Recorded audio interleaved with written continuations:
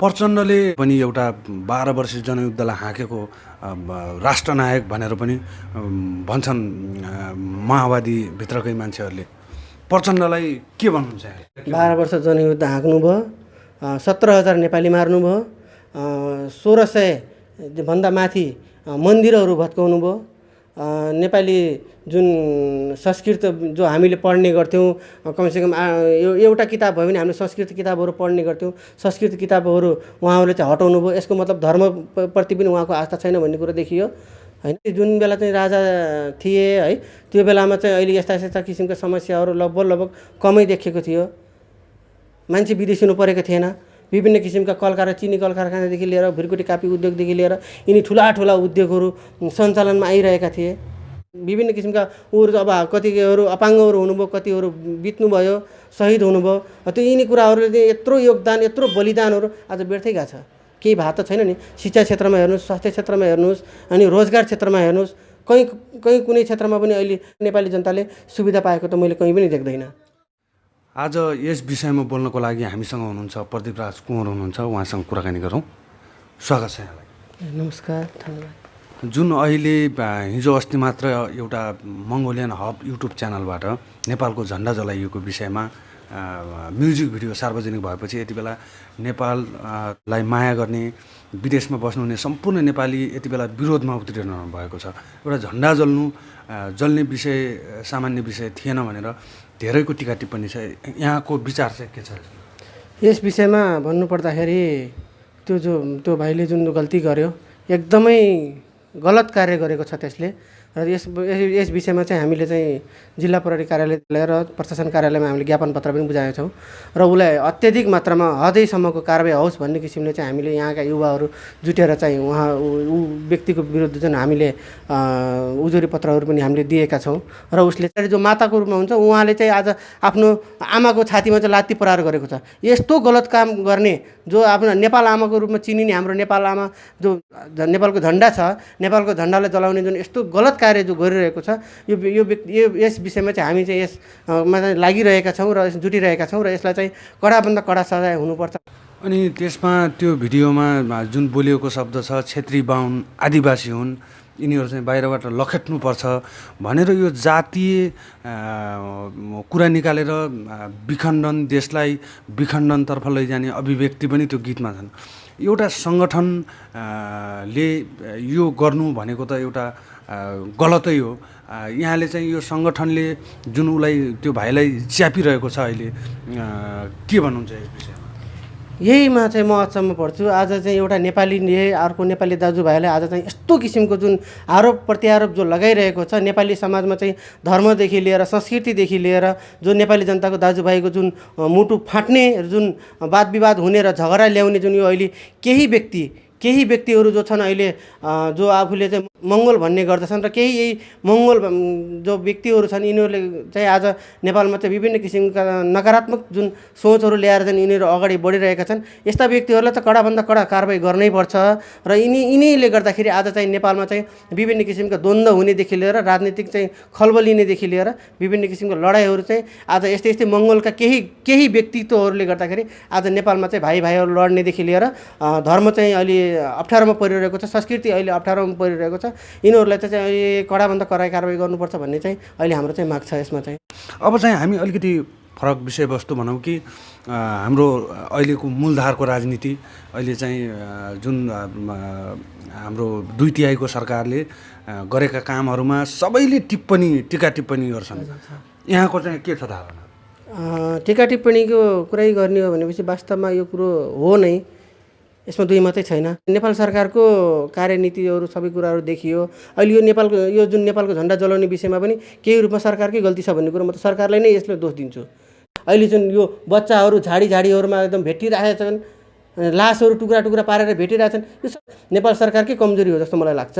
त्यसले गर्दाखेरि नेपाल सरकारको अहिले चाहिँ वृहत रूपमा चाहिँ अहिले घोर विरोध भइरहेको छ र नेपाल सरकारलाई चाहिँ यस विषयमा चाहिँ घचकेचाउनु पर्ने चाहिँ मैले आवश्यकता देखिरहेको छु। र एउटा कुरा चाहिँ मलाई चाहिँ के नराम्रो लाग्छ भनेपछि नेपालमा कुनै पनि किसिमका घटना घट्यो, नराम्रो काम भयो भनेपछि त्यो सरकारले गएर कारबाही गर्नुपर्ने ठाउँमा नेपाली जनता उर्लिनुपर्छ कि यसलाई कारबाही गर भनेर। नेपाली जनताको त्यो काम त होइन नि। नेपाली जनताले त्यो गर्ने होइन, नेपाल सरकारले खुद गएर चाहिँ दोषीलाई कारबाही गर्ने हो। दोषीलाई कारबाही गर भनेर जनता उर्लिनु पर्ने, ढुङ्गा मुढा खानुपर्नेदेखि लिएर हान्नुपर्ने चाहिँ अहिलेसम्म यो अवस्था, यो सिर्जना कहिले बन्द हुने हो भन्ने चाहिँ सरकारलाई चाहिँ यो भन्न म चाहन्छु। सरकारले यो निर्मला हत्याकाण्ड, रुकुम हत्याकाण्डमा अनुसन्धान गरिरहेको छु। यसैमा प्रहरीका उच्च ओहदाका व्यक्तिहरू पनि चेन्ज भए, तर चाहिँ हत्यारा पत्ता लागेन। अरू विकासका कुराहरूमा के भन्नुहुन्छ? विकासका कुराहरूमा पनि अहिले भन्ने गर्छ, मैले सरकारलाई विभिन्न यहाँका स्थानीय प्रतिनिधिहरूसँग कुरा गर्न जान्छु। सरकार किन यो व्यवस्थित हुन सकेको छैन, हाम्रो देश विकास किन हुन सकेको छैन अनि भन्ने कुराकानी गर्दा हुँदै अन्य क्षेत्र, स्वास्थ्य क्षेत्र, शिक्षा क्षेत्र अनि विभिन्न क्षेत्रहरूमा चाहिँ कुनै पनि क्षेत्रमा चाहिँ अहिले विकास भएको छैन। अहिले विकास नहुँदाखेरि किन विकास भएको छैन भन्दाखेरि हामी गरिब छौँ, विदेशीको पैसामा चाहिँ हामी आश्रित भएका छौँ, हामी गरिब छौँ। अब जबसम्म हामी धनी हुनु तबसम्म चाहिँ विकास हुन्न भन्ने कुराकानी उहाँहरूले ल्याउनु भएको छ। वास्तवमा उहाँहरूको जस्तो नीच सोच कहीँ पनि छैन। नेपाली जनता गरिब छैन, सबैभन्दा बढी कर लब हामीले नै तिर्छौँ, हामीले सरकारले दिनुसम्म दिइसकेका छौँ। तर यहाँ के भएको छ भने भ्रष्टाचार, व्यतिथि, यिनी चोर दलालहरूले जुन अहिले जुन नेपाल सरकारबाट जुन बजेट ल्याएर जुन काम गर्ने गरिरहेछन्, एक वर्ष ल्याएपछि त्यो एउटा काम ल्याएपछि त्यो काम अर्को वर्षसम्म टिक्ने। एउटा बाटो बनाएपछि बाटो बन्छ, त्यो बाटो अर्को वर्ष टिक्दैन। अनि नेपाल सरकारको पैसा कहाँबाट टिक्छ? नेपाल सरकारले एउटै बाटोलाई चाहिँ प्रत्येक वर्ष बनाछ, यो वर्ष बनायो अर्को वर्ष भत्क्यो, यो वर्ष बनायो अर्को वर्ष भत्क्यो।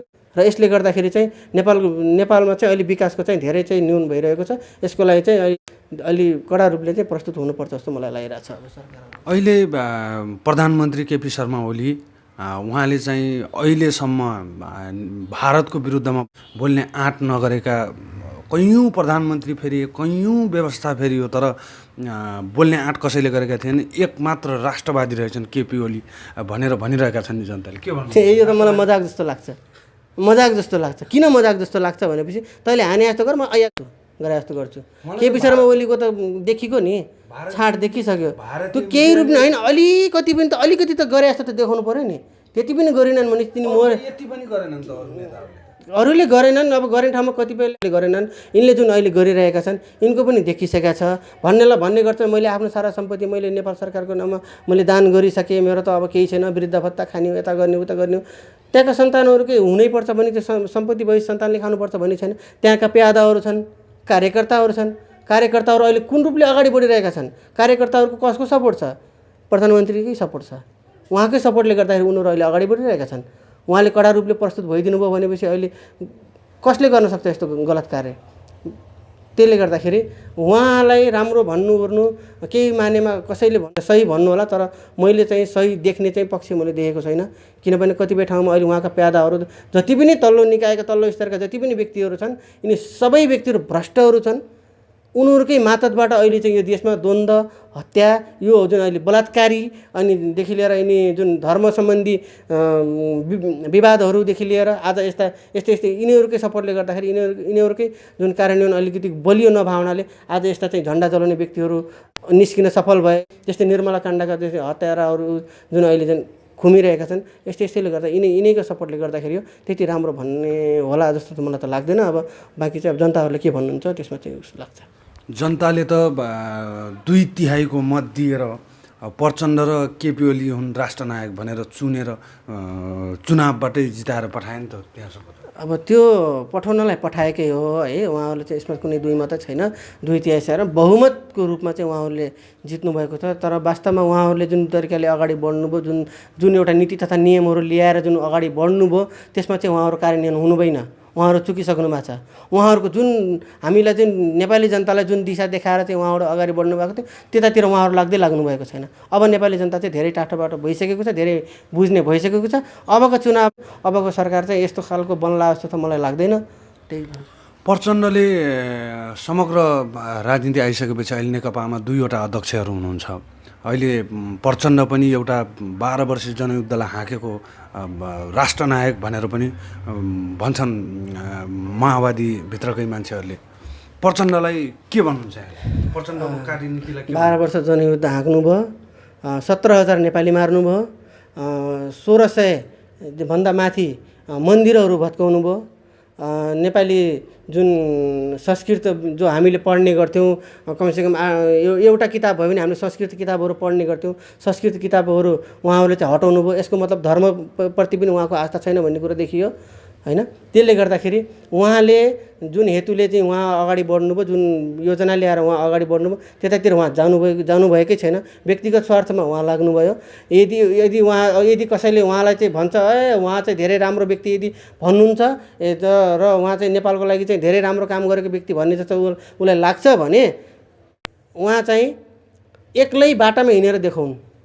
हामी सर्वसाधारण जनताले केही गर्नु पर्दैन। उहाँकै कार्यकर्ता जो थिए नि, जो सङ्कटकालमा जुन हिँडेका जो माओवादीका जुन कार्यकर्ताहरू थिए नि, उनीहरूले धुन्छन्। हामीले केही गर्नै पर्दैन। उहाँकै कार्यकर्ताहरू जो जनयुद्धमा लागेका जो व्यक्तिहरू हुनुहुन्थ्यो उहाँले नै कारबाही हुन्छ। के सोचेर हामीलाई त्यो स्थानमा ल्याएको थिएस्? हामीलाई चाहिँ जनयुद्धमा मिसाइएको थियो, त्यो कहाँ गयो? आज यहीमा लाग्दा आधा जिन्दगी हाम्रो गयो। आज हाम्रो हात खुट्टा छैन भन्ने विभिन्न किसिमका उहरू, अब कतिहरू अपाङ्गहरू हुनुभयो, कतिहरू बित्नुभयो, शहीद हुनुभयो। त्यो यिनी कुराहरूले चाहिँ यत्रो योगदान, यत्रो बलिदानहरू आज व्यर्थै गएको छ। केही भएको त छैन नि। शिक्षा क्षेत्रमा हेर्नुहोस्, स्वास्थ्य क्षेत्रमा हेर्नुहोस्, अनि रोजगार क्षेत्रमा हेर्नुहोस्, कहीँ कुनै क्षेत्रमा पनि अहिले व्यक्तिहरूले चाहिँ उनीहरूलेदेखि लिएर नेपाली जनताले सुविधा पाएको त मैले कहीँ पनि देख्दैन। तर परिवर्तन ल्याउनमा, देशलाई यहाँसम्म पुर्याउनुमा अहिले त्यो राज्य व्यवस्थाबाट अर्को व्यवस्था ल्याउने, अहिले गणतन्त्रमा चाहिँ गणतान्त्रिक व्यवस्थामा आफूले चाहेको कुरा बोल्न पाउने व्यवस्था त परिवर्तन गरेकै हुन्छ प्रचण्ड। गणतन्त्र भनेको के हो भन्ने कुरो उहाँहरूले अहिलेसम्म परिभाषा दिन सक्नुभएको छैन। गणतन्त्र भनेको के हो अहिलेसम्म हामीले चाहिँ भोग्न पाएका छैनौँ। र गणतन्त्र भनेको उहाँहरूलाई नै आएको छ, हामीलाई आएको छैन। उहाँका विभिन्न परिवारहरू अहिले चाहिँ विभिन्न अहिले मन्त्रीहरू भएर सम्हालिरहनु भएको छ। उहाँलाई मात्र आएको छ, गणतन्त्र जनतालाई अहिलेसम्म आएको जस्तो मलाई लाग्दैन।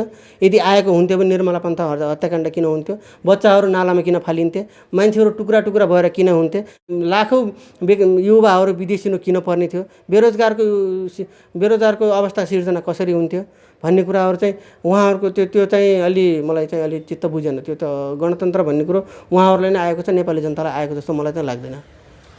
12 वर्ष जनयुद्धले धेरै परिवर्तन ल्यायो भनौँ हैन। त्यसपछि जुन माओवादी एउटा शक्तिमा थियो, त्यो माओवादी टुक्रा टुक्रा परेर अहिले छिन्न भिन्न हुनुको कारण के देख्नुहुन्छ? तपाईँ पनि एउटा राजनीतिमा आस्था राख्ने मान्छे हुनुहुन्छ हैन, राष्ट्रिय प्रजातन्त्र पार्टीमा हुनुहुन्छ तपाईँ पनि। यो कारणले माओवादी टुक्रा टुक्रा हुनुको पछाडि के देख्नुहुन्छ? त्यही हो, माओवादी टुक्रा टुक्रा हुनुको कारणै माओवादी खुद आफै नै हो। अब तपाईँको उनीहरूको जुन एउटा माग थियो, योजना थियो, योजना अनुरूप उहाँहरू चाहिँ अगाडि बढ्नुभयो र त्यसमा चाहिँ सम्पूर्ण 3 करोड नेपाली जनताले उहाँहरूलाई साथ दियो। कुनै दिन मैले पनि उहाँलाई साथ दिएको उहाँलाई मैले होइन छैन मैले भन्दैन, उहाँलाई पनि मैले साथ दिएको थियो। तर किन साथ दिएको, के का लागि साथ दियो भने सम्पूर्ण नेपाली जनताले चाहिँ कुनै न कुनै दिन राम्रो सरकार आयो भनेपछि समृद्ध नेपाल बन्ला, हामीले रोजगार पाउँला, विदेशिनु पर्ने अवस्था नआउला, यो हत्या हिंसा लुटमार चाहिँ बन्द होला भनेर चाहिँ हामीले चाहिँ उहाँलाई चाहिँ ल ठिक छ भनेर चाहिँ उहाँहरूलाई नेतृत्व गराएर आज त्यो स्थानमा पुग्ने जनता त हो, बाहिरको व्यक्ति आएर त गरेको होइन। जनताले नै आज उहाँलाई त्यो स्थानमा पुगायो भनेपछि आज हामीले खै त पाएको? आज यत्रो वर्ष भइसक्यो, हामीले आज के पायौँ? न शिक्षा क्षेत्रमा कुनै योगदान पाएका छौँ, न स्वास्थ्य क्षेत्रमा पाएका छौँ, न त तपाईँको कुनै रोजगार क्षेत्रमा पाएका छौँ। कुनै पनि क्षेत्रमा हामीले कुनै पनि सुविधाहरू हामीले नपाएपछि उहाँहरू टुक्रिनु पर्ने त आवश्यक। त टुक्रिनु मात्र होइन, अबको यो आउँदो चुनावपछि उहाँहरूको त अस्तव्यस्त, उनीहरू कहाँ जाने भन्ने कुरो अब सायद झोलितुम्मा बोकेर चाहिँ एकातिर हिँड्ने सायद अवस्था आउनसक्छ उहाँहरूको। रापरपा भनेको राजाको पार्टी अथवा राजावादी भनेर भनिन्छ। के राजा आउँछन् अब देशमा? राजा अब आउँछन् भन्दा पनि आउँछन् जस्तो त मलाई लाग्छ, किनभने आउनुपर्ने आवश्यकै छ। किनभनेपछि जुन बेला चाहिँ राजा थिए है, त्यो बेलामा चाहिँ अहिले यस्ता किसिमका समस्याहरू लगभग कमै देखेको थियो। मान्छे विदेशिनु परेको थिएन। विभिन्न किसिमका चिनी कल कारखानादेखि लिएर भिरकुटी कापी उद्योगदेखि लिएर यिनी ठुला उद्योगहरू सञ्चालनमा आइरहेका थिए। यसले गर्दाखेरि चाहिँ राजा आउनुपर्ने आवश्यकै मान्छु। र अहिले जुन यो भारत र नेपाल बिचको जुन विवाद आइरहेको छ, यो सीमा विवाद आइरहेको छ, आज लिम्पियाधुरा चाहिँ उतैतिर अनि आफ्नो नक्सामा प्रवेश गरे। भारत सरकारको त्यो बेला आँट त थिएन नि, भनेपछि राजा आउनुपर्ने आवश्यकता म ठान्छु है। त्यसले गर्दाखेरि अब मेरो विचार चाहिँ यस्तो लाग्छ कि अब बाँकी चाहिँ जनताहरूले राजालाई त जनताले आफै फालेका हुन् त, आन्दोलन गरेर 19 दिनसम्म सडकमा आएर यो राज्य व्यवस्था ठिक भएन भनेर फालेका, अनि फेरि कसरी ल्याउला त जनताले स्वीकार्छन् त फेरि? फालेको भन्दा पनि अहिलेको सरकार जुन छ तछाड मछाड कुर्सीको लागि जुन तछाड मछाड भइरहेछ नि, यस्तो होइन क्या राजा भनेको जनताको माग पुरा गर्ने, जनताको घर दैलोमा जाने होइन। र जनताहरू जब ल ठिक छ तिमीहरूलाई म भएको चित्त बुझेन भनेपछि तिमीहरू जसरी खुसी हुन्छौ त्यसरी नै म तिमीहरूलाई खुसी दिन्छु भन्ने किसिमले स्वतन्त्र रूपले चाहिँ उहाँ चाहिँ जानुभएको हो, राजगद्दी छोड्नुभएको। यदि उहाँले चाहनुहुन्थ्यो भनेपछि यो जुन माओवादी कालमा जुन युद्ध भएको थियो यिनी माओवादीलाई मजाले उहाँले साइड लाउन सक्नुहुन्थ्यो जस्तो मलाई लाग्छ। उहाँले गर्नुभयो त, सेना परिचालन गर्नुभयो, देशको सेनालाई माओवादी युद्ध तत्कालीन विद्रोहीसँग लडाउनु त भएको हो नि उहाँले। केही मानेमा गर्नुभयो उहाँले चाहिँ प्रत्यक्ष रूपमा चाहिँ गर्न त गर्नुभयो होइन। त्यसरी कडा रूपले चाहिँ गाउँ गाउँ गएर यदि उहाँलाई कुर्सीकै आश हुन्थ्यो, यदि उहाँलाई चाहिँ सत्ताकै आश हुन्थ्यो भनेपछि उहाँले लामो समयसम्म आफ्नो कुर्सी त छोड्दैन भन्ने पनि लाग्न त लाग्थ्यो। उहाँले चाहिँ चाहेको भए सायद माओवादी कालका माओवादीहरूलाई चाहिँ सिद्ध्याउन सक्नुहुन्थ्यो जस्तो मलाई लाग्छ। तर नेपाली सम्पूर्ण 3 करोड नेपाली जनताले नै यदि दबाब गयो भनेपछि नेपाली माओवादीको कुरा सुनेर होइन कि नेपाली जनताको कुरा सुनेर चाहिँ उहाँले चाहिँ राजगद्दी छोड्नु भएको जस्तो मलाई लाग्छ। यसरी जनताले भनेर उहाँले राजगद्दी छोड्नुहुन्थ्यो भने आफ्नै दाइको हत्याराको बारेमा किन बोल्नु भएन? आफ्नै दाइको हत्यारामा बोल्ने अब उहाँसँग सायद कुनै पोख्त प्रमाण पनि रहेन होला एउटा कुरा, र अर्को कुरा आफ्नै दाइको हत्यारा जुन भन्ने एजेन्डा बोकेर जुन अहिले हाम्रो माओवादी पक्षका जुन विभिन्न दलहरू जुन लागिरहेका थिए उनीहरूले जुन भनेका थिए राजाले चाहिँ आफ्नो दाइलाई मारे उरे भने यो कुरा गलत थियो जस्तो मलाई लाग्छ। यदि सही थियो ऊ थियो भनेपछि यही एजेन्डा बोकेर जुन खोजनीति गरेर उरेर प्रमाण सत्य तथ्य प्रमाण पत्ता लगाएर ज्ञानेन्द्रलाई किन कारबाही गर्न सकेन त? यही भएर त जनताले विश्वास गरेनन् नि राजालाई। यदि राजा त्यो स्थानमा आफ्नै दाइको वंश विनाश हुँदाखेरि उनले त्यो पत्ता लगाउन सकेनन् भने जनतालाई कसरी सुरक्षा, हामी कसरी सुरक्षित हुन्छौँ भनेर पनि त जनताहरू गए नि सडकमा। अब त्यो सोचाइमा भर पर्ने कुरा। अब कतिपयको सोचाइ कस्तो हुन्छ, कतिको सोचाइ अब कस्तो हुन्छ है। अब उहाँले चाहिँ अब जब उसको हत्या भयो भनेपछि विभिन्न किसिमका अब खोजनीतिहरू भए, अनुसन्धानहरू भए, विभिन्न किसिमका अब भयो, तर त्यस अन्तर्गत चाहिँ अब पत्ता लगाउन सकिएन र पत्ता लगाउन नसक्दाखेरि चाहिँ अब खोजनीति जारी नै थियो। त्यत्तिकैमा चाहिँ उहाँले राजशासन त्याग्नु पर्यो र त्याग्दा चाहिँ अब त्यसमा चाहिँ अब थाहा पाउनु चाहिँ पाइएन। के लाग्छ अब त्यो जुन वीरेन्द्र राजाको एउटा जनप्रिय राजा पनि भनिन्छ, जनताका एकदम प्रिय राजा इतिहासमै, अब पत्ता लाग्ला कुनै कालखण्डमा यसको? अब पत्ता लाग्दैन जस्तो मलाई लाग्छ, किनभने चाहिँ अब धेरै केस पुरानो भइसक्यो, प्रमाणहरू पनि अब मेटिए होइन। र मलाई जहाँसम्म लाग्छ यो अब राजा मार्ने जुन षड्यन्त्र भएको थियो यो चाहिँ इन्टरनेसनलै यो अन्तर्राष्ट्रिय नै चाहिँ मुद्दा हो र यसमा चाहिँ यो यहाँबाट चाहिँ स्थानीय रूपमा चाहिँ भएको जस्तो मलाई लाग्दैन। यो राजा मार्ने षड्यन्त्र चाहिँ बाहिरबाट भयो जस्तो मलाई लाग्छ। त्यसले गर्दाखेरि अब यो जुन यसका जुन प्रमाणहरू थियो सबै मेटिसक्यो, अब यो चाहिँ पत्ता लाग्ला जस्तो मलाई लाग्दैन। अन्त्यमा छौँ, के भन्नुहुन्छ? झन्डा जलेको छ, दिनदिनै मान्छेहरू बलात्कृत भएका छन्, दिनदिनै मान्छेहरू असुरक्षित महसुस गरिरहेका छन्, सरकार कुर्सीमा हानाहान तानातानमा छ, के भन्नुहुन्छ यस विषयमा? अब नेपाल सरकारलाई चाहिँ अब उच्च रूपमा चाहिँ नेपाली सम्पूर्ण 3 करोड नेपाली जनता अब जाग्नुपर्ने नै छ। सबैको देखियो कार्यशैली, सबैको देखियो, सबैको चाहिँ थाहा बानी बेहोरा सबै थाहा भइसक्यो। अब चाहिँ अब हाम्रो चुनावमा जुन आउने क्रममा चाहिँ अब चाहिँ हामी लाग्यो भने सही रूपमा सही व्यक्ति छानेर अगाडि बढ्नुपर्छ र यो जुन नेपालको जुन यो कार्यशैली छ कार्यशैलीलाई पनि हामीले चाहिँ अलिकति चेन्ज गर्नुपर्छ र यसै गरेर गयो भनेपछि चाहिँ समृद्ध नेपाल बन्ने चाहिँ सम्भावना देखिन्छ। समय दिनुभयो यसको लागि यहाँलाई धेरै धेरै धन्यवाद। नमस्कार।